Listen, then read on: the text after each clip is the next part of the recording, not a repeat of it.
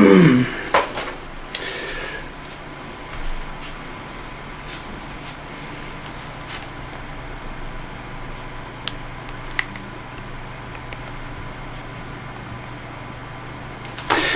guys, welcome to the unboxing of the POP2 scanner, 3D scanner.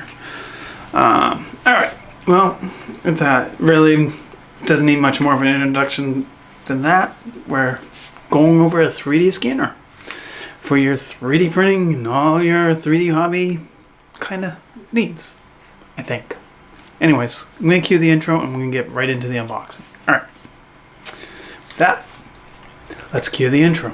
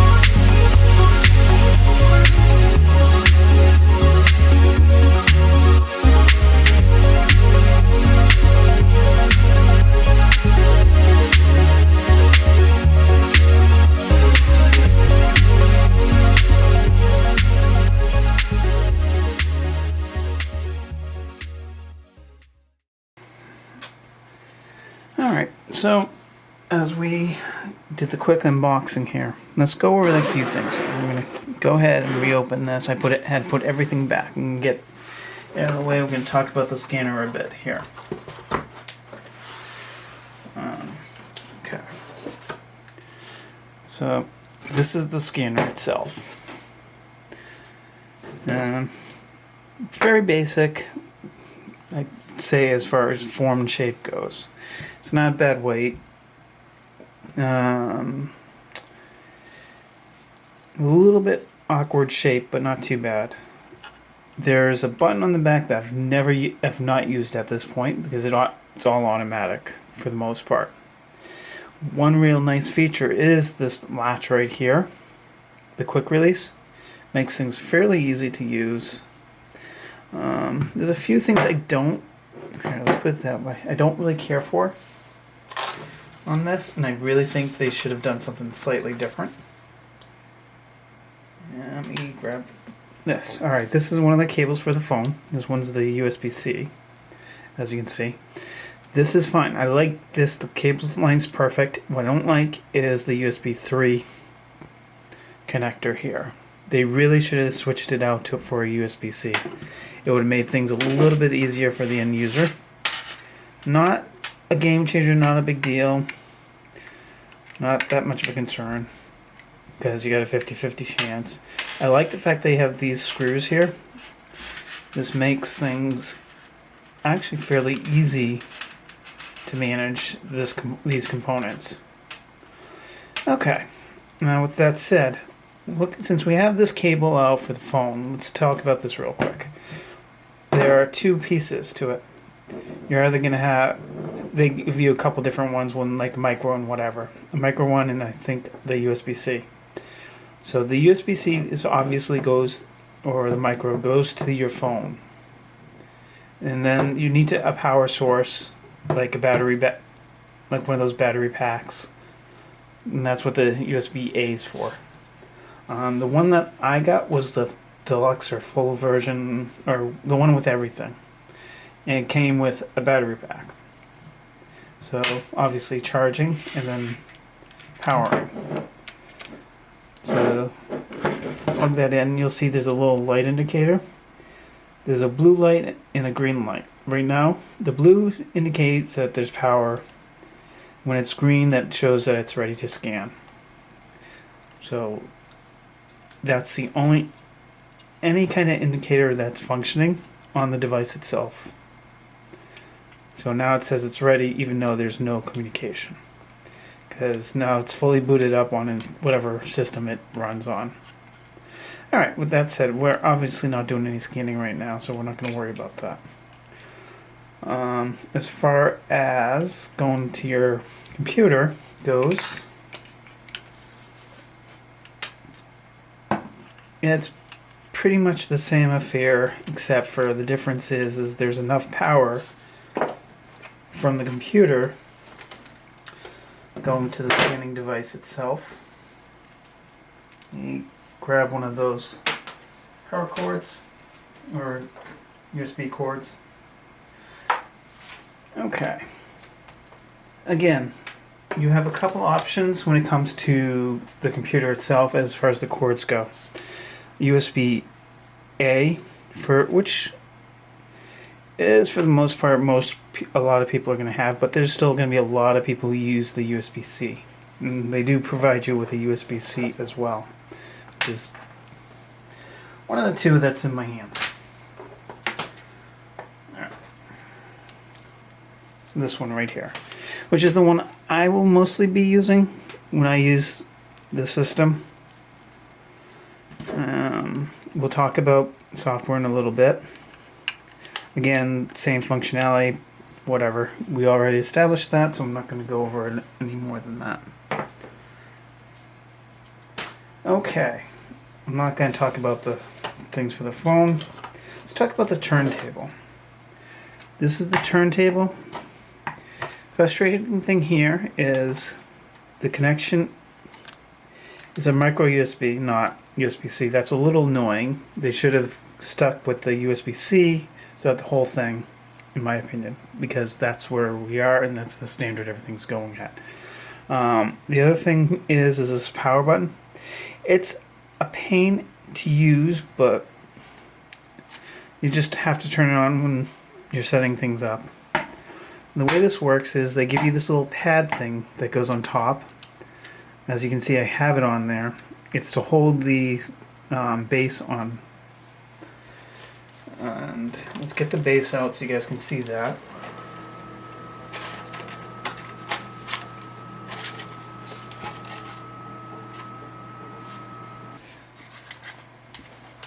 Okay, this here is the platform. They usually give it to you like this, even though you can break it up on all fours. Whatever. So you slide them together as such.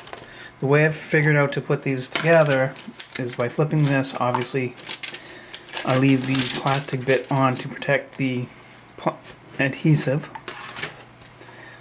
and then line this up as best as I can to hit center.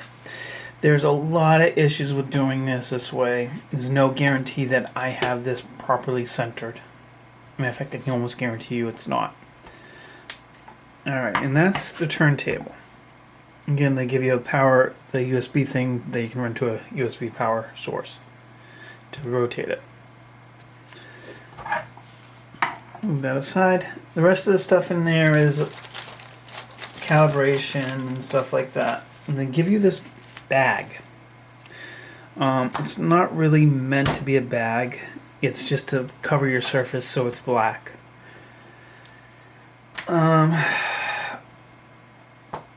I don't use it. It's not worth it. Grab a black piece of material, you'd be better off. Bottom line. And the next video, when we go into actually scanning and using the software, we'll go over that a little bit more. But in general, these are the tools that you have available. As far as really the system, really what you really need for the system is basically just the scanner. This is a nice to have. This is a nice to have. And the turntable, if you didn't get it with it, I strongly recommend getting it. It's going to make your life that much better. So reality is this is all you really need to start off with. But if you really have objects that you want to work well with, work well probably isn't the right thing to say, but ease of use is probably a better description. You definitely want the turntable. Like I said, those are niceties. They're nice to have, but not necessary. This here is the critical stuff. The turntable and the scanner itself. If you don't have the turntable when you bought it, buy the turntable. You're going to make your life a little bit easier by doing so. Okay. In the next video, we'll talk about how the scanner works, and we will do some basic scanning using the turntable and getting used to the software on the computer itself.